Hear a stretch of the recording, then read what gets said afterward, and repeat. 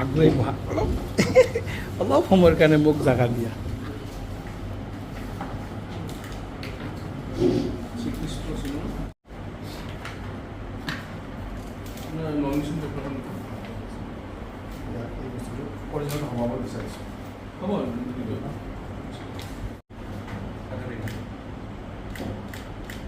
অলপ এইফালে দেখিব প্লিজ, স্মাইলি ফেচ থাকিব লাগিব।